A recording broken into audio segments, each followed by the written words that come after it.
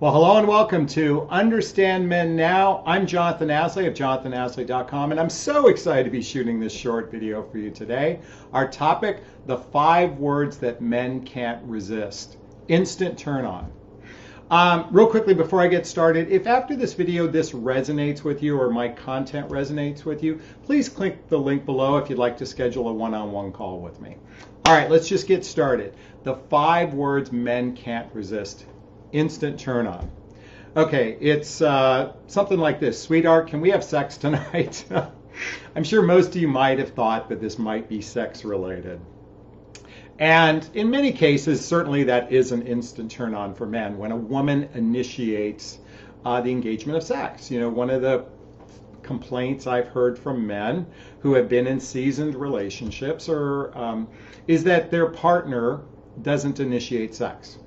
So certainly that can be one of those 5 words that you can use to create some turn on with your guy. But I want to go a little bit deeper.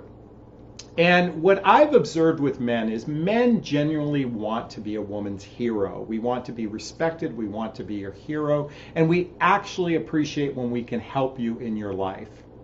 So I'm going to give you 5 words that you can use that can definitely help you gain a level of connection with your guy, and especially doing this on a regular basis. So as I said a moment ago, men want to feel respected. They want to feel like they can be your provider.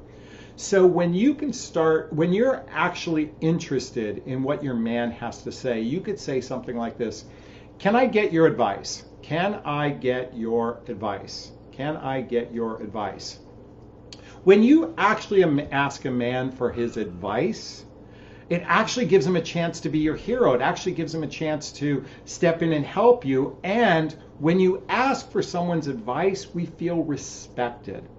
And deep in our core, both men and women want to feel respected. So when you can ask a man's advice on something, and where I learned this, and I've shared this in previous videos, was I had a second date with a woman. We met through an online connection, and on our second date, I visited her at her home to pick her up before we went out. And when she took me into her house and she was showing me around because she had just done some remodeling and such, and she was very proud of her home, she had a bunch of tiles on the kitchen because she was going to redo her kitchen floor. And so she had 3 sets of tiles. And she said, hey, Jonathon, can I get your advice on something? Or can I get your opinion? By the way, you can say, can I get your advice or can I get your opinion? In this particular case, she asked for my opinion. She says, which 3 of these tiles do you think goes best with the kitchen? And what fascinated me in that moment when she asked me that question, as I reflected upon later, I mean, certainly in the moment, I wanted to step in and be a helper. But as I reflected upon later, I was like, wow. This is almost a stranger and she's asking for my advice. I was like really not just impressed with her, but it really felt good. I mean, it really felt good for someone to ask my advice. And what's interesting is I see so many people in relationship that are butting heads with each other instead of working together. Butting heads with each other instead of working together with each other. So what better way to work with someone when you ask their opinion, when you ask their advice, when you ask for their help? Can I get your advice? Can I get your help? Can I get your opinion? I'm not sure if many of you are familiar with the book, The 5 Love Languages. This is called The 5 Love Languages. This is by Gary Chapman. Why this is such a powerful book is that we often connect on an emotional level when someone is speaking our love language. And if you're not familiar with the 5 love languages, I want to tell you them real quick, and you should Google this as well. It's words of affirmation, or for me, it's words of adoration. I'm a Leo. Physical touch, quality time, acts of service, and gifts. And what's interesting is there's a high percentage of men who are acts of service. Let me repeat that, acts of service. How men oftentimes show love is through the service they give to their partner, by doing things for their partner, making sure that there's oil in your car and making sure you're protected when you're walking across the street. When we are in that space of giving service to our partner, That's often how we demonstrate love. And I know this frustrates many women because they like to be in relationship with someone who uses words. Not all women, but a big percentage of women tend to be more words. Men tend to be a little more acts of service as their primary love language.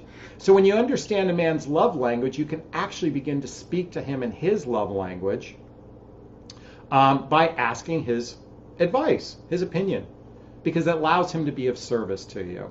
And when he does that, he's coming from a heartfelt place of giving love to you. And know what better way to turn on a guy by speaking his language.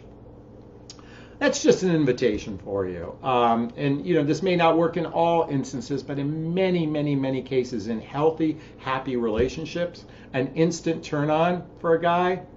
Can I get your advice? Can I get your opinion? Can I get your help? Give it a try and let me know how it works for you.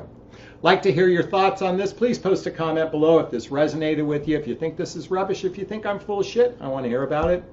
As I said before, if you'd like to speak to me directly, please click the link below to schedule a call or check out my group, Midlife Love Mastery. Great program if you can't afford one-on-one coaching. Okay, I'm going to sign off this video as I always do, giving you a big, gigantic Jonathan Bear hug if I have your consent. Aw, thank you. Wishing you a wonderful day. Thanks so much. Bye-bye now.